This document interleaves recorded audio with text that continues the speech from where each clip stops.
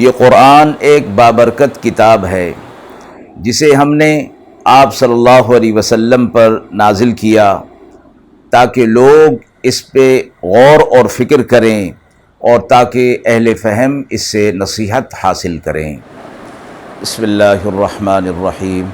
السلام علیکم ورحمۃ اللہ وبرکاتہ۔ ناظرین کرام، درس قرآن مجید کے آج کے اس پروگرام میں ہم سورہ احزاب کی آیت نمبر 56 کا ترجمہ اور تفسیر پیش کر رہے ہیں اور آخر میں پوچھے گئے سوال کا جواب ہوگا۔ اعوذ باللہ من الشیطان الرجیم، بسم اللہ الرحمن الرحیم۔ ان اللہ وملائکتہ یصلون علی النبی یا ایہا الذین آمنوا صلوا علیہ وسلموا تسلیما۔ آیات مبارکہ کا ترجمہ ملاحظہ فرمائیں۔ بے شک اللہ اور اس کے فرشتے رحمت بھیجتے ہیں رسول اللہ صلی اللہ علیہ وسلم پر۔ اے ایمان والو، تم بھی آپ صلی اللہ علیہ وسلم پر صلاۃ اور سلام بھیجا کرو۔ آپ صلی اللہ علیہ وسلم کے لیے گزشتہ آیات کے اندر کچھ خصوصیات اور امتیازات کا ذکر تھا جو آپ صلی اللہ علیہ وسلم کے اعزازات ہیں، اور اس آیت مبارکہ جو مشہور آیت مبارکہ ہے کہ آپ صلی اللہ علیہ وسلم کی عظمت، محبت اور اطاعت کی ترغیب اس کے حوالے سے دی گئی ہے۔ مسلمانوں کو یہ حکم دینا ہے کہ رسول اللہ صلی اللہ علیہ وسلم پر صلاۃ اور سلام بھیجا کریں، مگر اس کی تعبیر اور بیان میں براہ راست اہل ایمان کو مخاطب نہیں کیا گیا، بلکہ پہلے یہ فرمایا گیا کہ اللہ تبارک و تعالی خود اور اس کے فرشتے رسول اللہ صلی اللہ علیہ وسلم کے لیے عمل صلاۃ فرماتے ہیں، یعنی صلاۃ کا عمل اور سلام کا عمل اللہ کی طرف سے بھی اور اس کے فرشتوں کی طرف سے بھی ہوتا ہے۔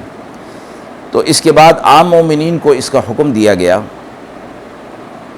جس میں آپ صلی اللہ علیہ وسلم کے شرف اور عظمت کو اتنا بلند فرما دیا گیا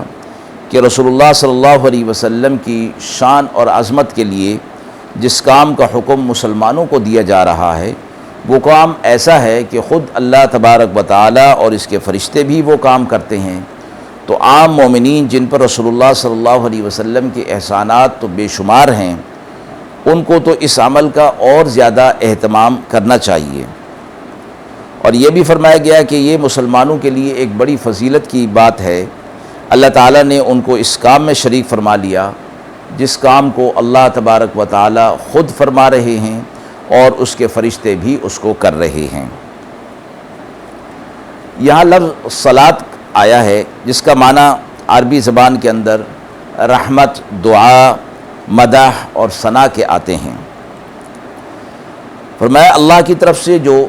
نسبت ہوگی صلاۃ کی تو اس کا معنی رحمت کا نازل کرنا ہے،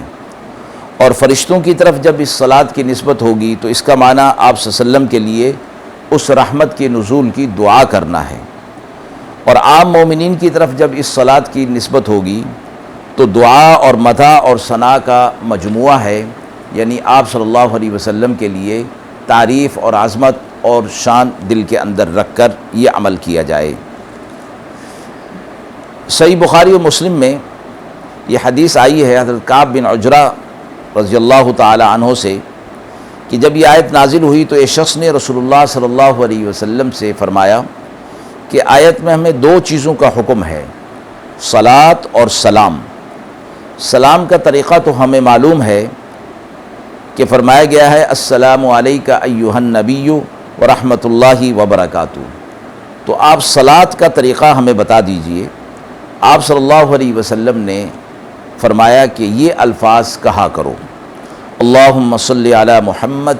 وعلی آل محمد کما صلیت علی ابراہیم وعلی آل ابراہیم انک حمید مجید، اللہم بارک علی محمد وعلی آل محمد کما بارکت علی ابراہیم وعلی آل ابراہیم انک حمید مجید۔ اور یہ فرمایا گیا کہ لفظ صلاۃ کے ساتھ سلام کا بھی ذکر فرمایا گیا ہے، تو کسی غیر نبی کے لیے اس کا استعمال درست نہیں ہے، سوائے اس کے کہ کسی کو خطاب کرتے وقت بطور سلام کے کہا جائے،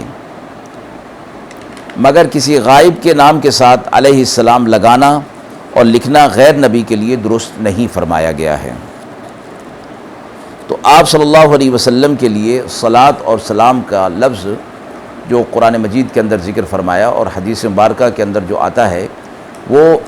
درود ابراہیمی پڑھنے سے یہ صلاۃ اور سلام کا حکم پورا ہو جاتا ہے۔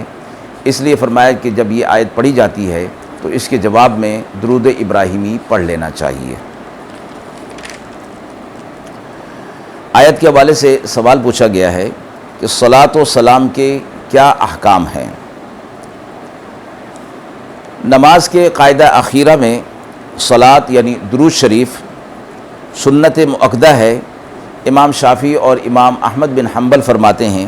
کہ یہ واجب ہے، اگر اس کو چھوڑ دیا گیا تو نماز کا دہرانا لازم ہوگا۔ فقہا فرماتے ہیں کہ حضرت صلی اللہ علیہ وسلم کا ذکر مبارک ہو، نام لیا جائے تو اس پر درود شریف پڑھنا واجب ہو جاتا ہے، کیونکہ حدیث مبارکہ میں آپ صلی اللہ علیہ وسلم نے فرمایا کہ ذلیل اور رسوا ہو وہ شخص کہ جس کے سامنے میرا ذکر آئے اور وہ مجھ پر درود نہ بھیجے۔ اگر ایک مجلس میں آپ صلی اللہ علیہ وسلم کا ذکر مبارک بار بار آئے تو صرف ایک مرتبہ درود پڑھ لینا سے واجب ادا ہو جاتا ہے، لیکن مستحب یہی ہے کہ جتنی بار ذکر مبارک ہو، یا خود کرے یا کسی سے سنے، ہر مرتبہ درود شریف پڑھ لے۔ جس طرح زبان سے ذکر مبارک کرنے سے صلاۃ و سلام واجب ہوتا ہے، اسی طرح قلم سے لکھتے وقت بھی